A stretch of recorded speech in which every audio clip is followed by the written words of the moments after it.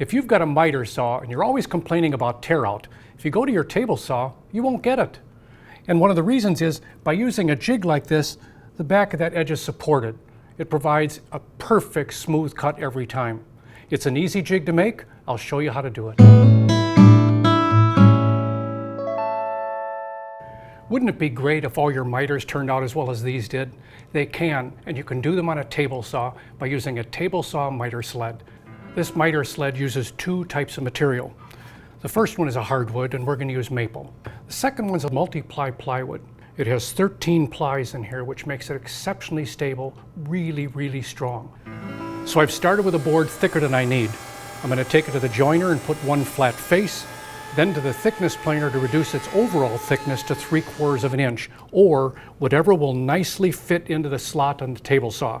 And by nicely, I mean not so tight that I can't slide it, but not so loose that it wobbles in the slot. Well, I've got the width of this piece to fit in here, and now I need the height. This piece is 3/4 wide, and I want 3/8 of an inch high. I can move the fence and provide enough room to be able to cut a clean edge off this board. And once I've gotten that clean edge, if I move my fence back to the left 3/8 of an inch, and I add 1/8 of an inch to the blade, the piece that I send through the saw that falls off of there is the correct thickness. There'll be no burn marks, there'll be no saw marks, and it's safe.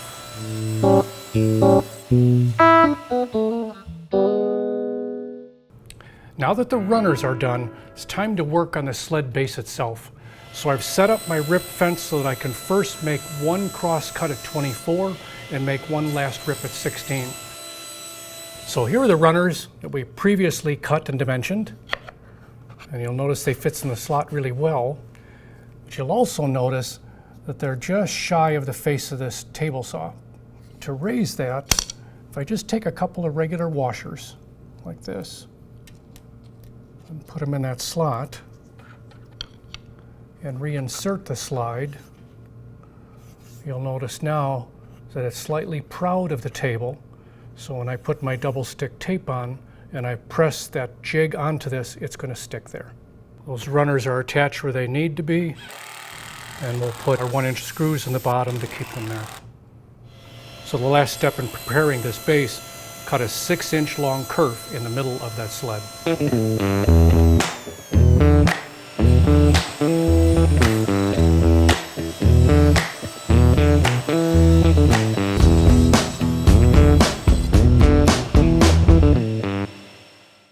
I've set up a 5/8 dado blade and raised it to cut a 3/16 of an inch groove. Because this groove has to accommodate a 1/4-20 bolt, I made sure that its depth and its width were wide enough to do that. And I've set the fence 11/16 from the top edge of that stock to make the cut. Because this fence is composed of two parts, we're going to glue them together by applying glue on the dadoed side. I don't want to get too much glue inside that groove, but I want plenty on both ends, and then I'll clamp them to a known flat surface. This glue up will conform to the ledge it was put on. It'll be dead flat, dead straight, works every time. I've set up a 1/4-inch dado blade, and we're going to now make a cut centered on that original 5/8 dado. Passing it through there creates the perfect groove to fit that 1/4-20 bolt. Leaving the blade and the fence in position provides the perfect setup for cutting the stop block. The only thing I have to do is lower the blade from where it was to 1/4 of an inch. Well, I don't want the fence and the miter gauge working in concert, so I'll move the stop over to hold my piece here, so now I know the position is correct. And now I can cut the dado.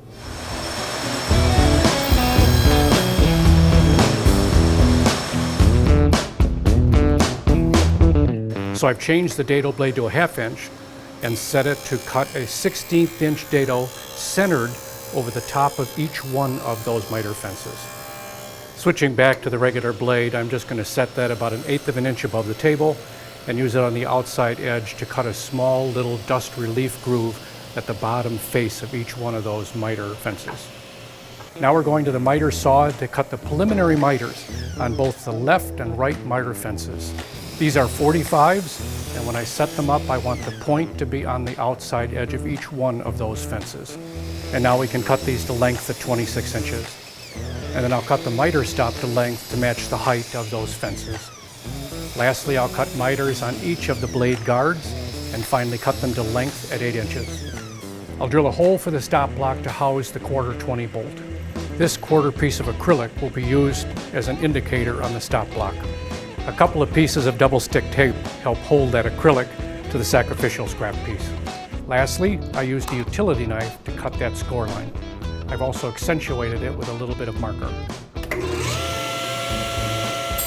I cut a piece of 1/2 inch MDF to 15 1/4 inches square, which will act as a guide to temporarily set those miter fences. All the pieces are here, so let's start the assembly. I've taken the base and set it on the saw. This is that 15 1/4 inch piece of MDF I cut, and we're using that for our alignment. So I want to take each one of these corners and make sure that they ride on the very edge of our base and have the point at the top right in the middle of our table saw score line, which is here. And now by adding a couple of spring clamps to either side, I'm holding that positioning board in place. I've attached double-faced tape to the underside of both these fences, and once I pull the tape off, I'm going to straddle this setup board and temporarily affix each one of these fences. And lastly, to hold this in place, I'll use a piece of painter's tape diagonally across the corner. I can now remove my setup board, and we're ready for our first test cut. Now to do this, I've cut a couple of pieces of red oak 2 inches wide. So I'm going to put the right side on here first.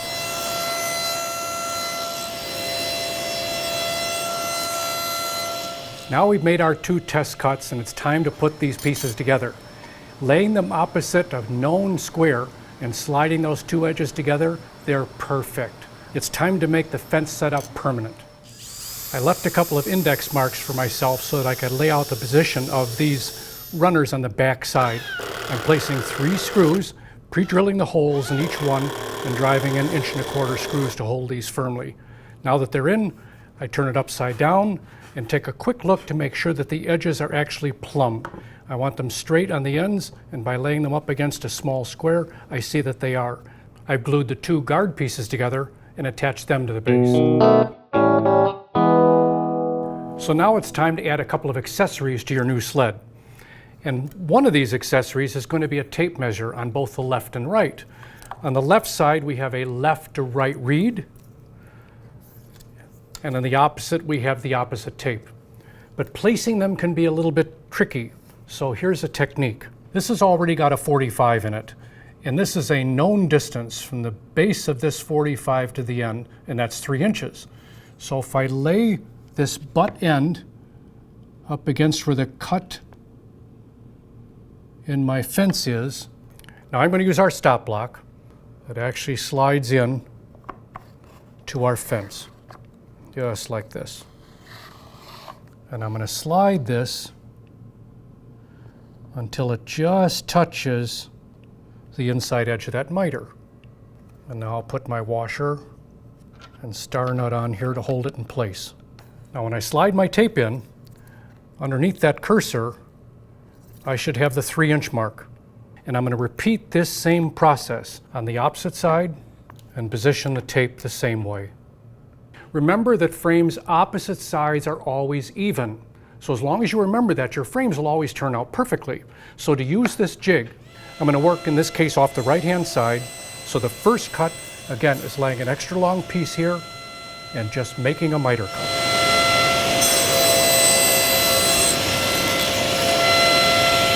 Now I've cut my 2 miters, and let's just say 2 sides of my frame are going to be 12 inches. So I've set my cursor to 12, and I'll take my first mitered piece and slide it until it touches that cursor. And I'm just going to make this cut. So when I'm done doing that and setting it aside, I will take the second piece, place it on the jig exactly the same, and we will get 2 perfect 12-inch long miters. It's just a great way to cut miters. Now if your frame is going to be 12 by let's say 16, You would again put an extra long piece on this side, make 2 cuts on those so that you've got a cut on each end. Set your cursor now to 16 and place the cut end up against that cursor and cut the miter on the opposite side. So now you've got a 12 by 16. And again, as long as opposite sides are even, you'll have a perfect frame. When I first started this, I told you that you'll have no problem getting perfect miters off of your table saw. You're going to get these every time by using this jig.